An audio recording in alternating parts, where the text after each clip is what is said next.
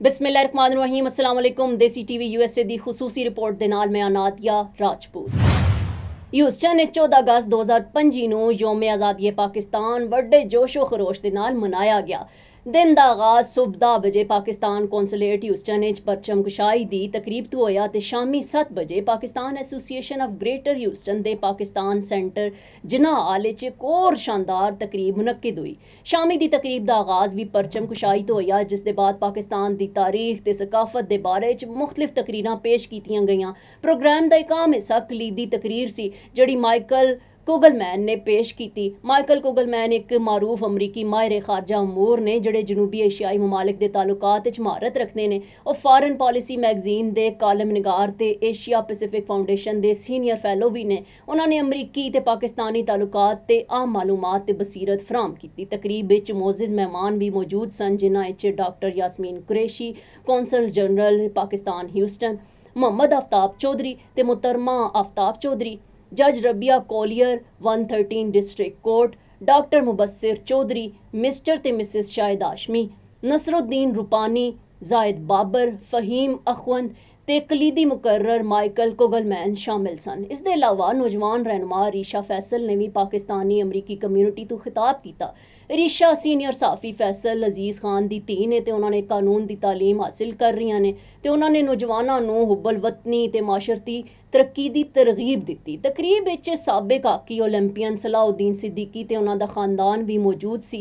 नाल ही उन्हां दे दरीना दोस्त जायद बाबर ਜਿਹੜੇ यूनिवर्सिटीज़ ऑफ कराची के साबिक सदर ने ते इस खुशी के मौका ते शरीक होए। ह्यूस्टन ने यौम आज़ादी दी तकरीबात पाकिस्तानी अमरीकी कम्यूनिटी च इत्तेहाद ते फखर के जज्बात की अक्कासी करदियां ने ते पाकिस्तान की मिरास नूं याद करदियां होइयां दोस्तां ते शराकतदारां दे नाल तालुकात नूं मजबूत बनांदियां ने।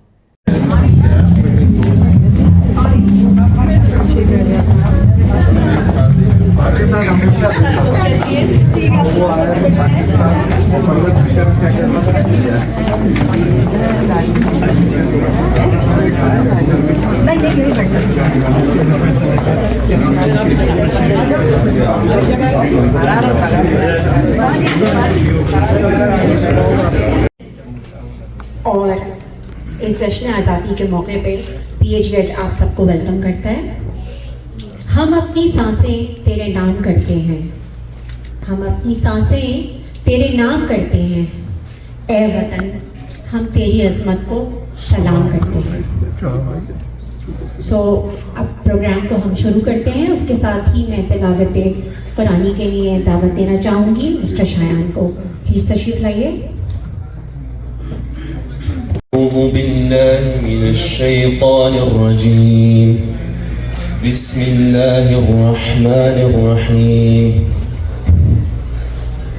ألف لام ميم الله لا إله إلا هو الحي القيوم من عند ربها وما يذكر إلا He made a comment that it would be there is a lot of hardship right now in hot summer, and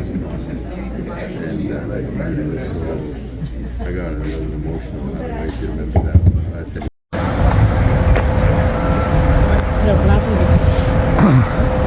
ये 14 अगस्त 2025 Pakistan centre Pakistani American Association of Houston is having like hosting ceremony। और ये हमारे council general साहब जो है वो flag race कर रहे हैं।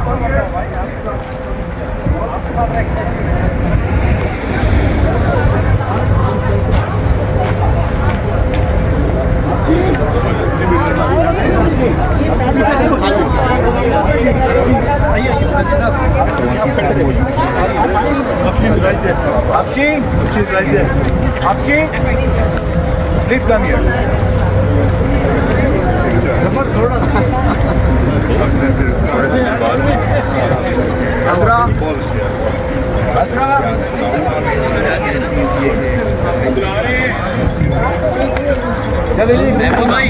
Concert in Pakistan. Oh, yes,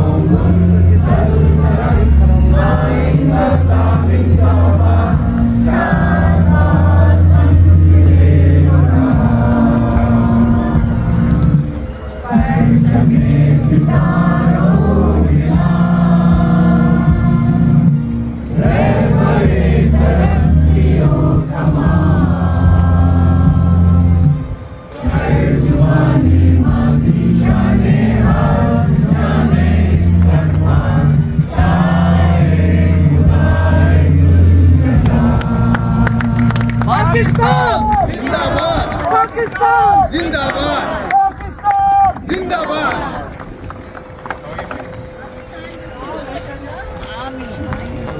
Thank you everyone. Let's proceed inside. Most lecture देते हैं कि आप अपने प्रोग्राम टाइम पे शुरू किया करें. And the good thing about him is he's always 5-10 minutes early. He would sit in the parking lot and he would tell me that मैं आ गया हूँ, मैं parking lot में बैठा हूँ. So I really appreciate all your support, all your guidance. Thank you so much. To be appointed by President Bush Jr. And it was not only a testament to his achievement and his success, but a matter of pride for all of us Pakistani diaspora that one amongst us was elevated to that highest position. I would like to recognize and congratulate Janab Nasruddin Rupani. I don't know what we would do without him. छोटे मोटे हमारे जितने भी programmes होते हैं, नसरू भाई इतने चाहिए, नसरू भाई उतने चाहिए, नसरू भाई never says no. Nasuр bhai, thank you so much. Even for the major celebration that we have on 16th of August, Nasuр bhai has been very generous with his contribution.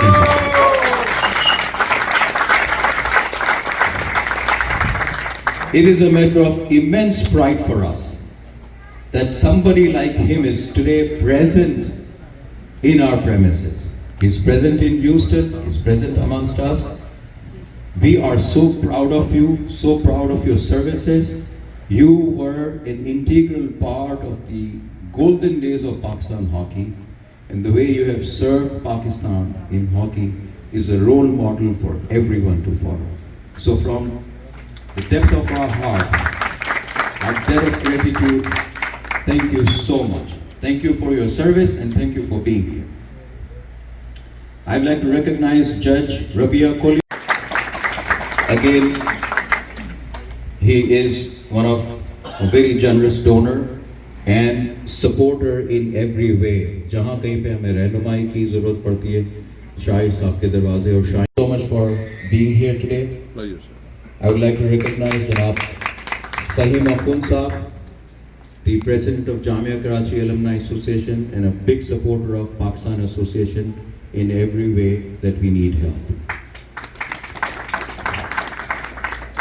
I would like to also recognize Mohtarma Dr. Yasmin Qureshi Saiba. Again, Nasru Bhai ki tarah or Shahid Bhai ki tarah, anytime, every time, we need support. The go-to people are 1, 2 and 3, and Dr. Yasmin Qureshi is always there, always in the forefront, always very generous. Dr. Saiba, from the bottom of my heart, thank you on behalf of Pakistan Association and my board. We have Firoz Rupani present here. Again, one of the leaders, one of the pioneers of the Pakistan community, a generous donor to all kinds of different causes. We have Jalaluddin, the former Test cricketer of Pakistan, and he holds the unique distinction of being the first medium pace bowler in one-day cricket to take a hat-trick. Nobody can take away that record from you, sir. I'd like to recognize Ilyas Beg Saab of Helping Hands. Again, Helping Hands is very generous with contributions, donations in supporting everyone, every effort of Pakistan Association.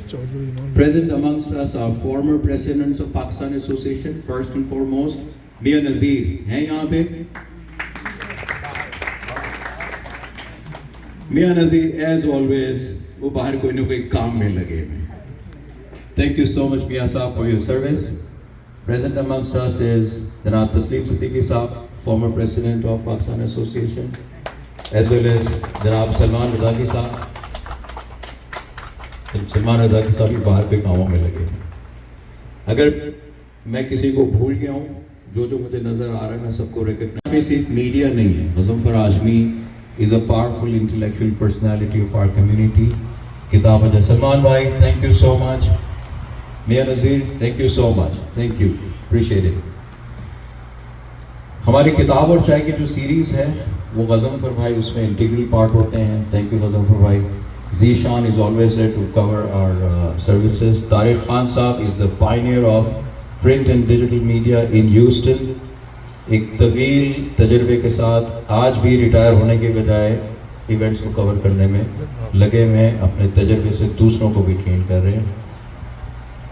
Shabib Syed साहब, जमील साहब, always there for us. जनाब चुप के बैठे हैं. Jafar,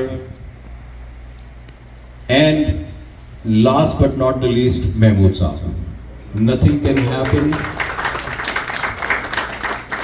Nothing can happen in PAGH without Mahmood साहब अनथक मेहनत.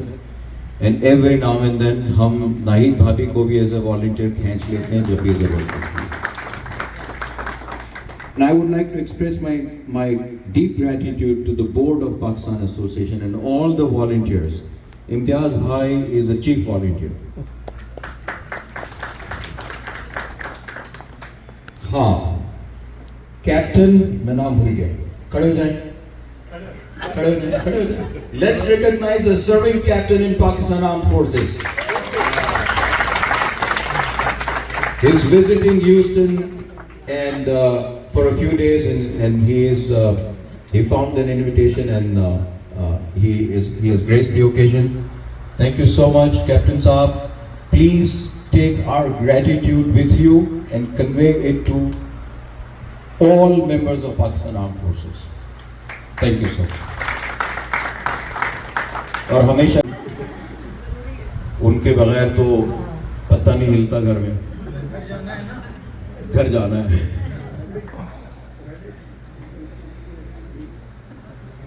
अली भाई, पाकिस्तान चैम्बर ऑफ कॉमर्स के vice president. Thank you so much. And he is also one of the generous donor for various programs. ये मैंने थोड़ा टाइम लिया लेकिन ये करना ज़रूरी होता है क्योंकि अगर हम अपने ख़ास लोगों को रिकग्नाइज ना करें तो ये फेयर नहीं है इनके साथ.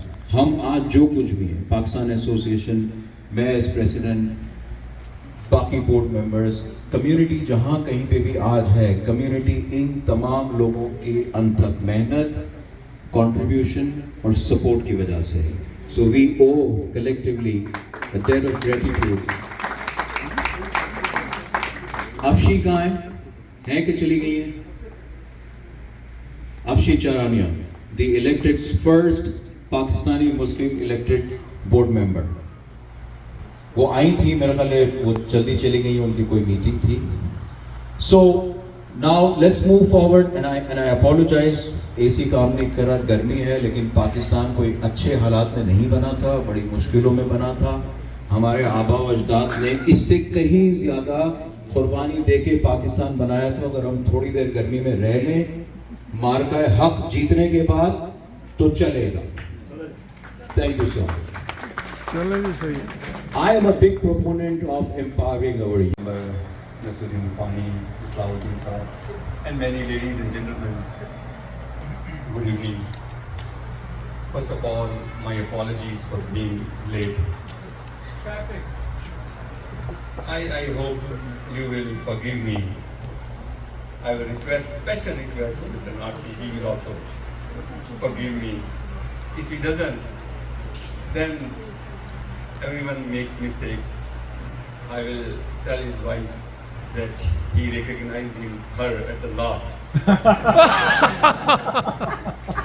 That's a good one. So please forgive me, otherwise you will not be forgiven. Thank you for your support, sir. Always. MashaAllah, you're a good friend.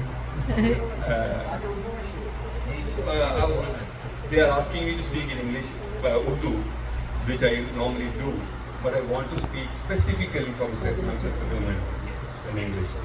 Yes, please. First of all, I congratulate every one of you on the celebration on Independence Day of Pakistan. This year, as Mr. Siraj Nasir was also mentioning, and we got the messages from all the leadership. This year's celebration holds special significance. We got this verified and medicated the slogan of our forefathers that Muslims and Hindus can't live together. They are two nations separated by their very deep beliefs, their ways of life.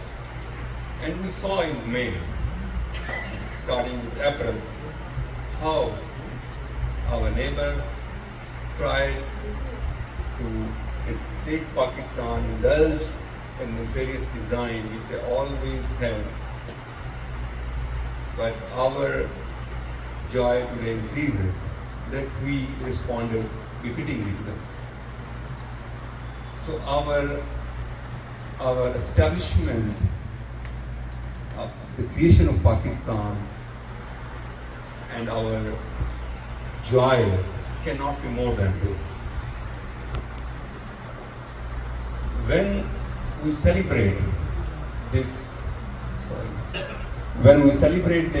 Marka Haq and Bunyan Marsus, today we commit that this Bunyan Marsus doesn't end. We have to take it forward.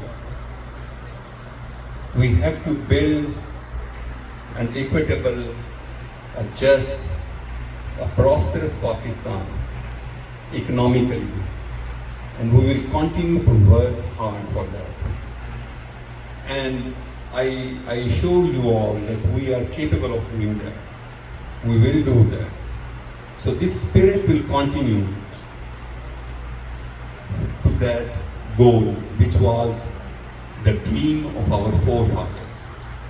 When we come to this dream of a prosperous, economically prosperous Pakistan, we come to overseas Pakistanis who are the backbone of Pakistan. Not only economically, the most importantly, they take the good ideals and beliefs they have learned here, they have seen here, and they want to replicate in Pakistan. So we value their contribution, and also when we see down the line that what we have to achieve, especially like Arisha was mentioning, you are not the numbers. This youth is not the number. They are dream. Every young person is a dream that has to be fulfilled.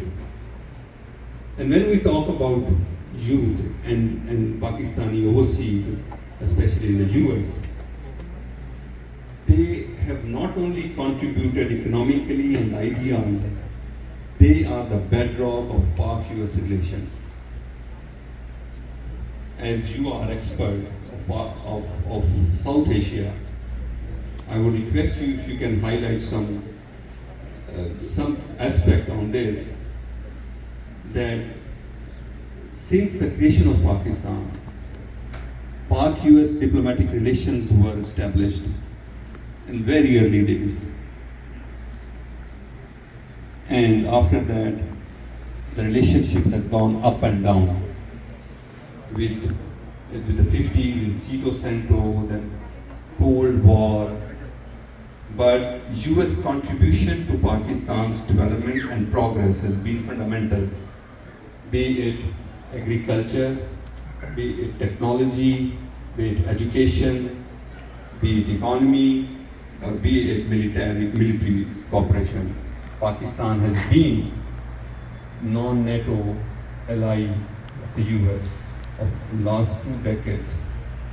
So today we see that these relations are on the upward trajectory, which I'm sure you will highlight those the recent trends and its projections. So these communities, the bedrock, even if we're not good, this community, we say that all the things can fail between the relationships, but this link, this community, this relationship will not fail with these relations between Pakistan and the US. So once again, I congratulate on the Independence Day. Pakistan Zindabad.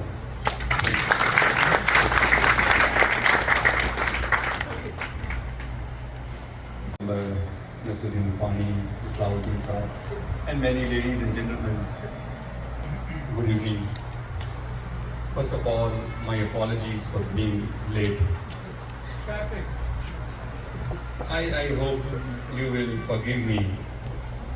I will special request to Mr. Narsi, he will also forgive me. If he doesn't, then everyone makes mistakes. I will tell his wife that he recognized her at the last. That's a good one. So please forgive me, otherwise you will not be forgiven. Thank you for your support, sir. Always. MashaAllah, you're a good friend. They are asking me to speak in English, Urdu, which I normally do, but I want to speak specifically from segments of the women in English. Yes, please. First of all, I congratulate every one of you on the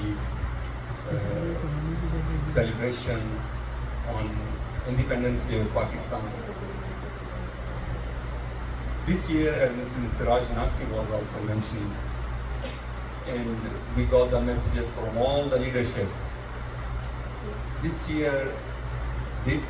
year's celebration holds special significance.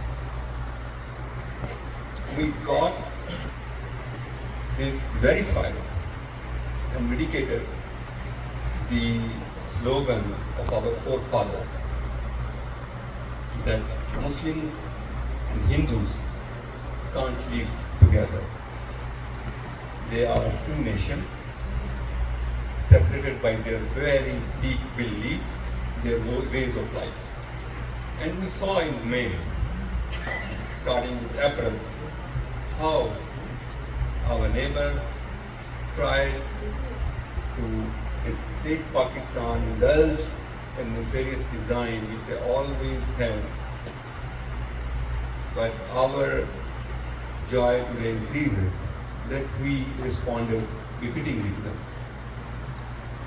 So our establishment of the creation of Pakistan and our joy cannot be more than this.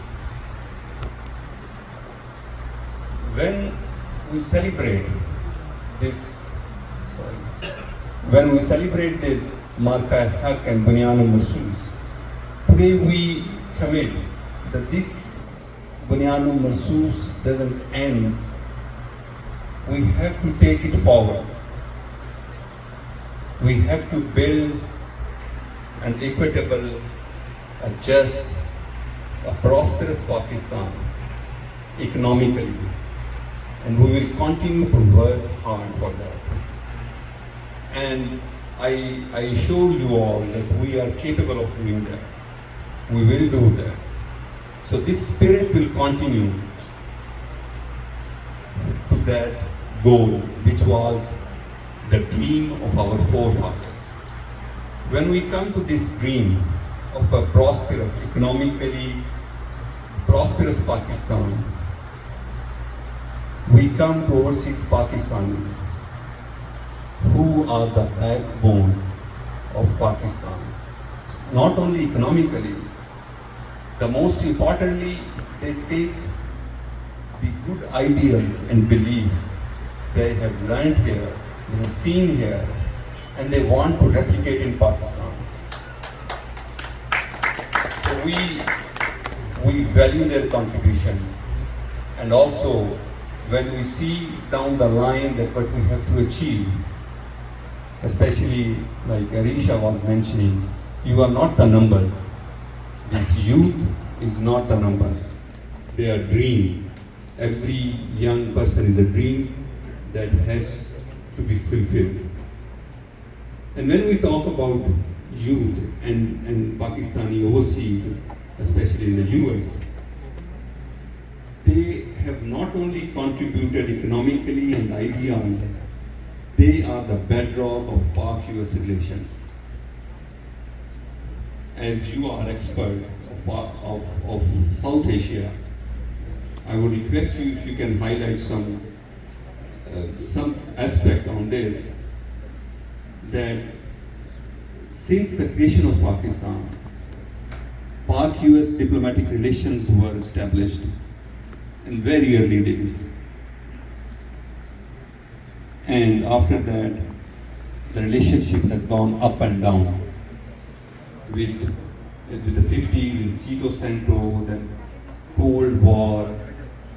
But US contribution to Pakistan's development and progress has been fundamental, be it agriculture, be it technology, be it education, be it economy, or be it military cooperation.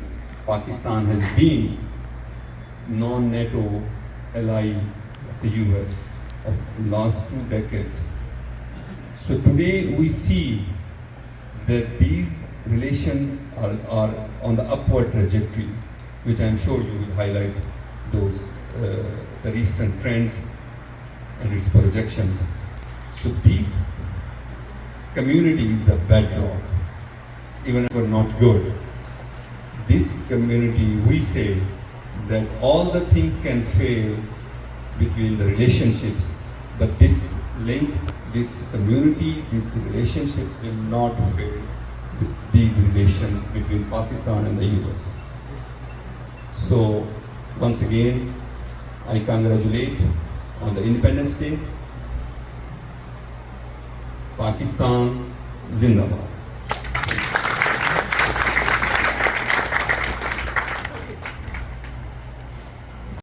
At Horizon Engage, a geopolitical risk consultancy.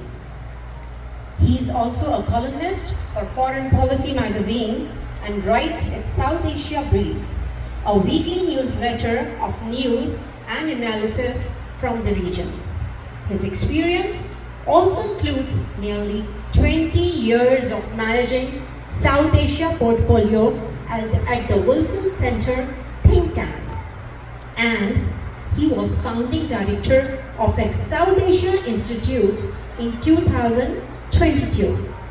He writes and comments regularly for major media outlets in the US, Europe, and South Asia. Sir, please welcome. Good evening. Let me first thank Siraj Hashmi. Can everyone hear me? Yeah.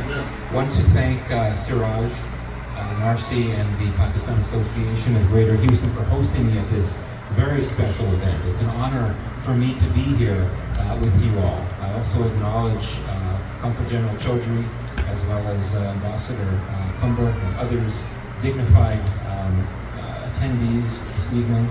And of course, most importantly, I wish Pakistan a happy Independence Day. So I will deliver these remarks in English because my Urdu isn't yet ready for prime time. I'm working on it. So I'm here tonight to make a declaration of sorts, one that earlier on, as President Trump prepared to return to power, I would not have expected to be making today. And that declaration is that the US-Pakistan relationship is enjoying a resurgence, a revival, a renaissance. Pick any R word that you would like to describe a relationship that has strengthened in a big way after some lean moments in the recent past. So what I'll do in these comments is I will explain why one would not have expected the relationship to resurge in this way, and I'll also discuss what might be driving the resurgence. I'll also talk about why, in my view, this resurgence actually risks being a brief one, and then I'll conclude by discussing how the US and Pakistan can truly cement a robust partnership in the coming months and years. So why did I not expect to be making this declaration? Why should we not have expected an improvement in ties during these early months of Trump 2.0? I mean, after all, as this audience will know, and as the Consul General just noted, the U.S.-Pakistan relationship has had its share of ups and downs. It's been a roller coaster. Its history is marked by many downs and ups. Quite frequently, bad periods have been followed by better periods. So why not expect a better period now? Because, in my view, when the second Trump administration took office in January, there were so many signals and trend lines pointing toward a relationship that would actually struggle. And let me briefly identify some of those signals and trend lines. First, the Trump administration, including the president himself, have quite a few people at the very top known for being harsh critics of Pakistan in the past. No one will easily forget that infamous tweet that Trump posted on New Year's Day early on in his term, referring to Pakistan and its lies and deceit. That was the president that said that many years ago. Second, the Trump administration's rigidly transactional approach to foreign policy means that it's not receptive to pitches from Pakistan or any country about its strategic importance, from its key location to its large population. Third, many of the key areas of cooperation during the Biden era, in the years immediately preceding the present, have now become irrelevant. Clean energy, climate change, these are not areas of interest for the Trump administration. Development cooperation, the administration, of course, has frozen foreign aid and dismantled USAID. Fourth, this administration has so many key priorities. He wanted to negotiate a withdrawal from Afghanistan, and he wanted Pakistan to help because of its access to the Taliban. So predictably, President Trump began his current administration by not really doing or saying much at all about Pakistan. By contrast, as you all know, he invited Narendra Modi to the White House. There was a lot of high-level U.S.-India engagement. Marco Rubio met with Dr. Jaishankar. J.D. Vance went to India. He met with Modi there. A lot of talk about moving the relationship forward. None of that really seemed surprising back at that time. But then, of course, things went sideways and fast. And I think one of the earliest indications of the shift in U.S.-Pakistan relations came in early March, when in his first joint address to Congress, President Trump thanked Pakistan for helping the U.S. apprehend the terrorist. Who would have thought that in that speech, President Trump would have thanked one country and that it would be Pakistan? But that's what happened. Then came a flurry of high-level engagements. Private U.S. investors started showing up in Pakistan. A senior U.S. government delegation went to Pakistan for a critical minerals conference. Pakistani crypto officials met senior authorities at the White House. And then, of course, as we all know, Pakistan's army chief was invited to a White House lunch with Trump. And most recently, Pakistan was one of the very few countries to get a trade deal with the U.S. with reduced tariffs. And it has inked new energy deals with the United States to boot. There's an oil reserve development accord announced by President Trump on social media. And also, as I understand it, the U.S. plans to ship crude oil to Pakistan for the first time, starting in October. And of course, on the flip side, as we all know, U.S. ties with India have nosedived and crash landed. So why are we seeing this resurgence in U.S.-Pakistan ties? Let me offer a few possible explanations. One is what I would describe as a holdover effect. So I would argue that U.S.-Pakistan relations were actually in a fairly good place in the few years preceding Trump's return to power. They were not deep, they were not multifaceted, there were not extensive high-level engagements as there are now, but they were generally friendly and crisis-free, with just one or two key exceptions, one perhaps being Pakistan's ballistic missiles program, which, as you will recall, prompted some sanctions from the U.S. One key reason why you had relatively good relations in the few years before Trump returned to power is that some of the biggest tension points in earlier years had become irrelevant. This includes, in particular, tensions related to the U.S.-led war in Afghanistan, and especially long-standing U.S. allegations of Pakistani support for violent actors that threatened and targeted U.S. troops in Afghanistan. Of course, the war in Afghanistan, it ended in 2021, just about 4 years ago, in fact. So in other words, there has been scope to advance and expand relations, even despite the obstacles that I mentioned earlier on. Additionally, in the same category of holdover effects, officer-to-officer ties, and more broadly, the US-Pakistan military partnership have always been quite strong. And this has been a constant throughout much of the history of US-Pakistan relations, even at difficult moments. And despite the irony, from a US perspective at least, that some of the very Pakistani policies that have concerned the US the most over the years, especially what the US has viewed as Pakistan's sponsorship of militant actors, have been developed and managed by the establishment. These officer-to-officer ties have been nurtured by many years of military education and training programs, which have entailed Pakistani military officers studying and training with US counterparts in the US and until relatively recently in Pakistan as well.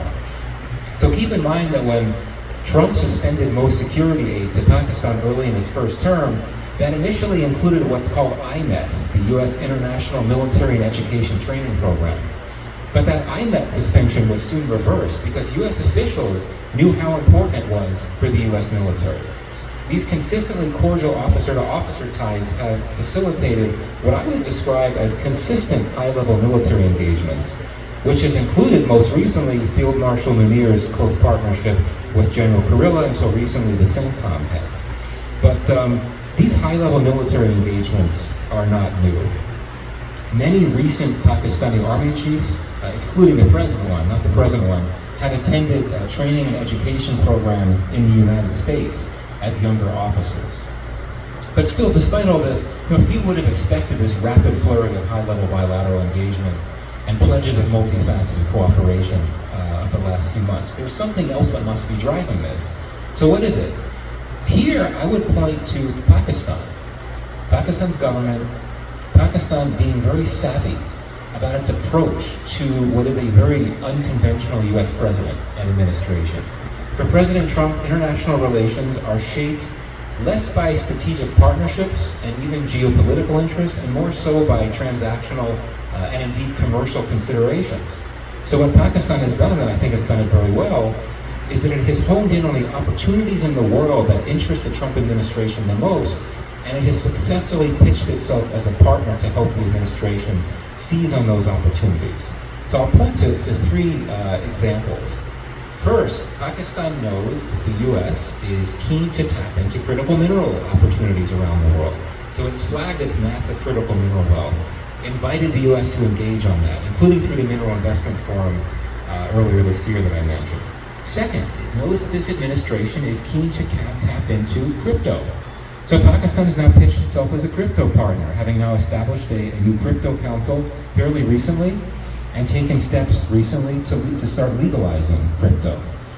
And third, and this one is a bit different because it's not focused on commercial issues, is counterterrorism. Pakistan knows the Trump administration is not interested in military operations, much less wars, but it is determined to do what it has to do to apprehend terrorists and other violent and bad actors that threaten and target the US. So Pakistan has been able to pitch itself as a player because of its location and its capacities that can help the US track down Islamic State terrorists that have hit the US, and it has done so. I also point to two other ways in which Pakistan has successfully cultivated ties with an unconventional administration. And here, I apologize if this comes across as a bit provocative, but this is my sense.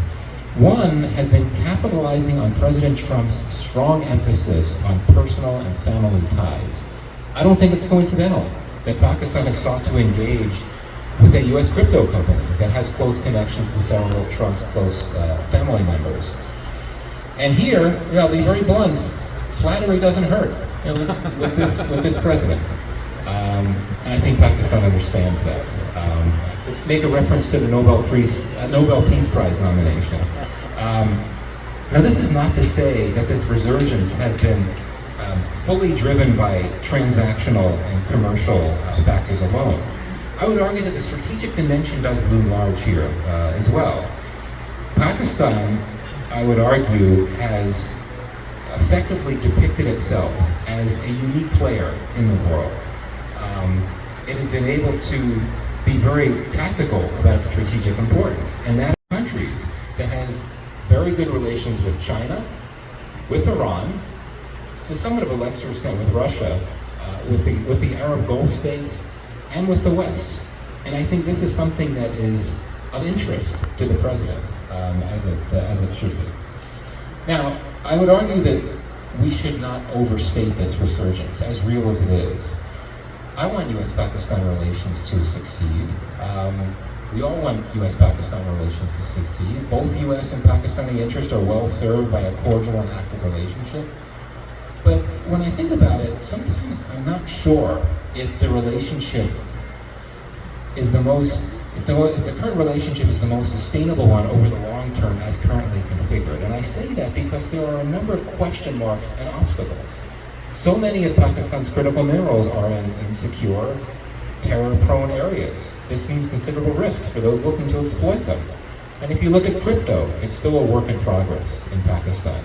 And I think it's also tough to square the large consumption of water and energy required by crypto assets with Pakistan's shortages of both those resources. As for counterterrorism, we saw a very strong positive joint statement after the U.S.-Pakistan bilateral dialogue on counterterrorism, which happened yesterday in Islamabad. Shows that there's a lot of potential there. And we've seen that there's been very real, meaningful cooperation on counterterrorism, as made public by the president in his joint address some months ago. But the problem, as I see it, is that when it comes to counterterrorism, the U.S. wants to work with Pakistan on tracking down militants that threaten the U.S. Now, if you look at some of the recently published U.S. intelligence estimates, interestingly, they drive Tehreek-e-Taliban Pakistan, the TTP, as a potential future threat to the U.S. So that suggests there might be some scope to expand cooperation to focus on TTP as well.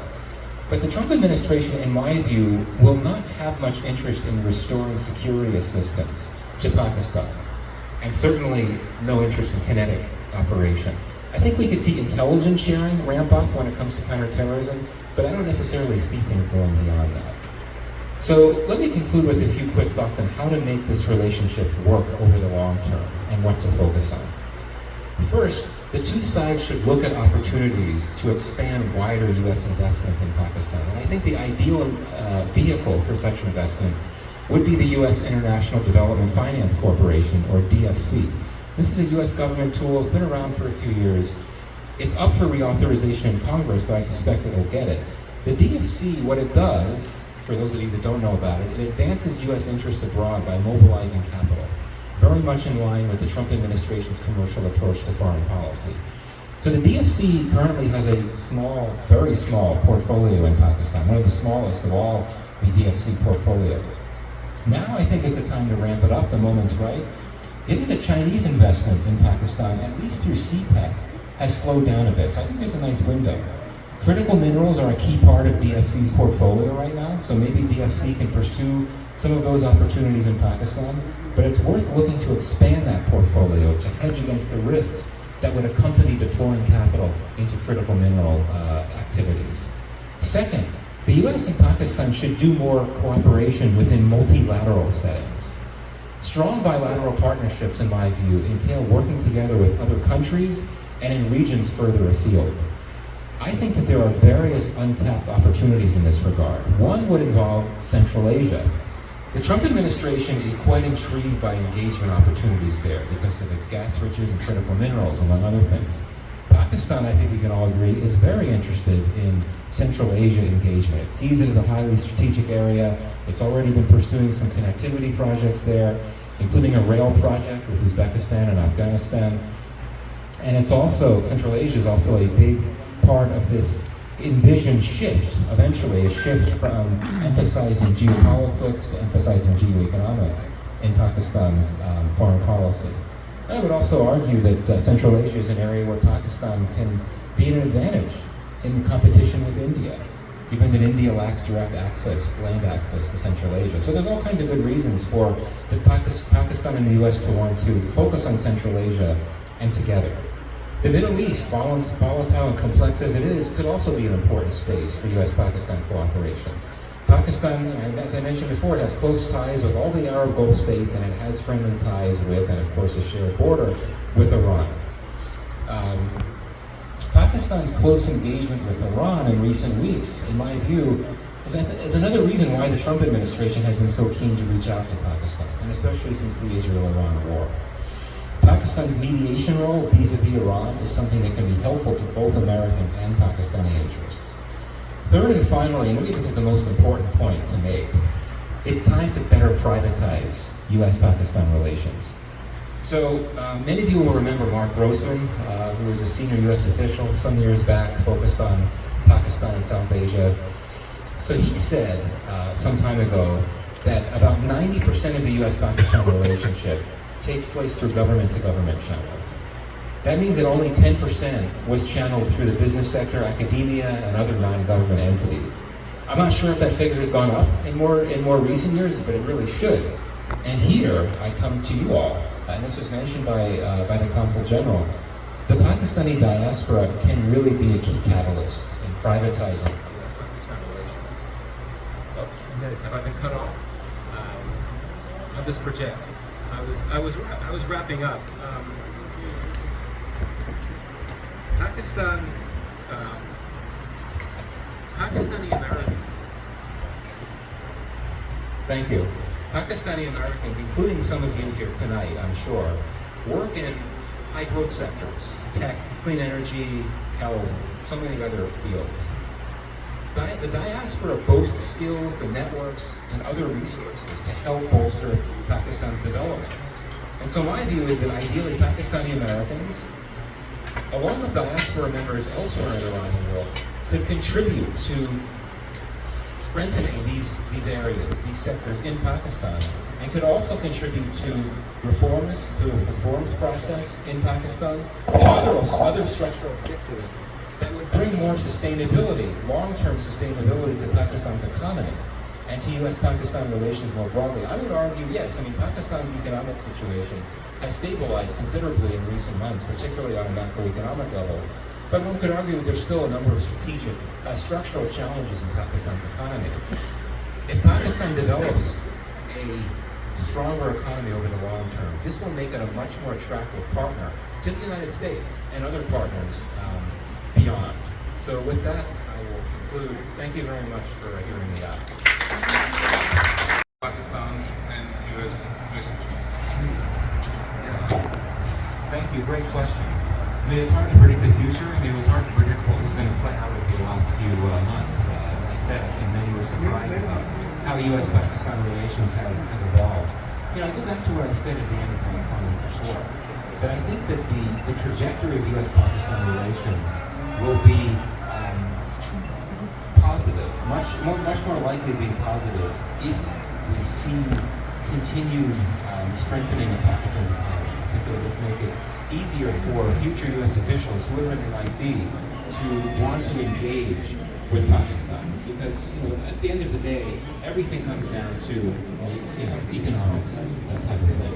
Beyond that, it's very hard to say. Quite frankly, it's very hard to project.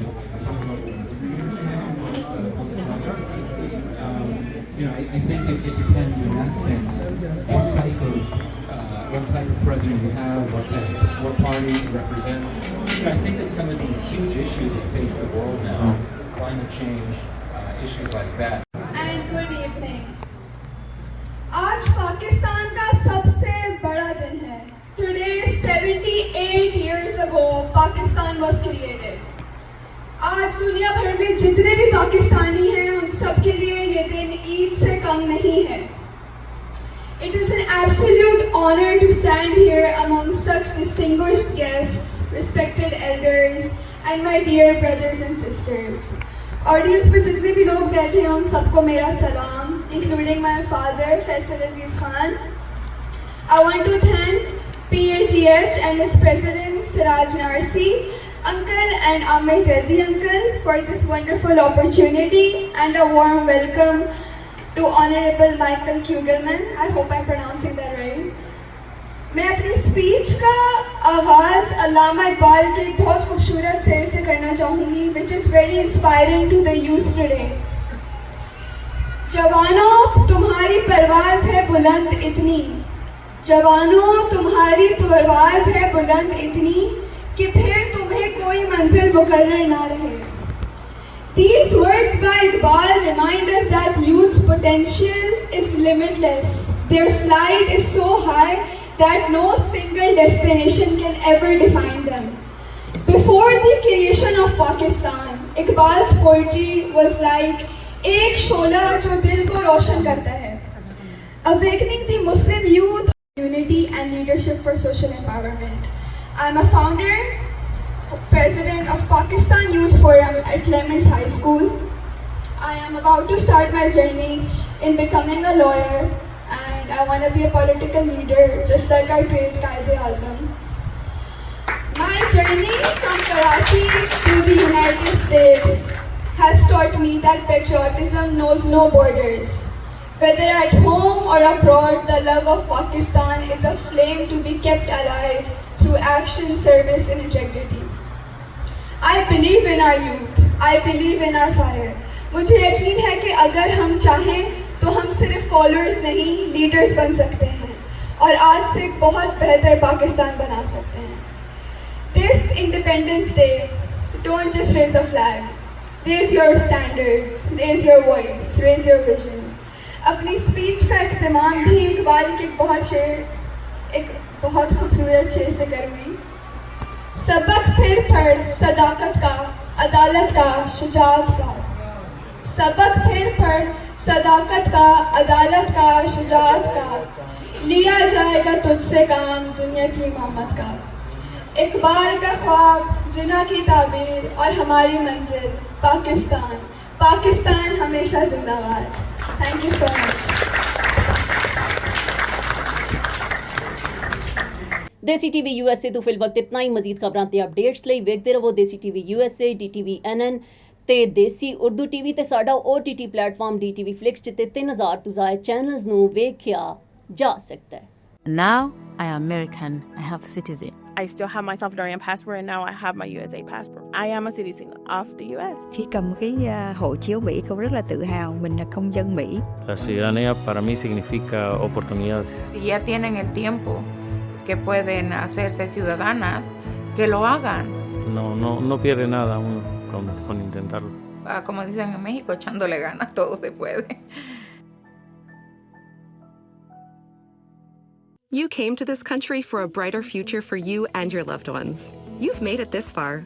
Now it's time to become a citizen. With citizenship, you gain the right to vote, access to federal jobs, the ability to keep your family closer, and the freedom to travel with a U.S. passport. These are just a few of the benefits waiting for you when you become eligible. We're here to help you through the process with free resources and personalized guidance. Together, we can make it easier. Get started at becomeacitizentoday.com.